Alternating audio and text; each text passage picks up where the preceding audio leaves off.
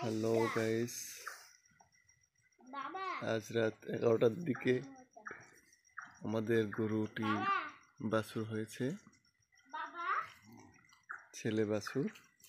এটা দেখে আমাদের ইশরাক বাবু এদিক থেকে ছুটে এসেছে, তার মা গরু নিয়ে দেখতে এসেছে। বাবা, তুমি কি গরু দেখছো?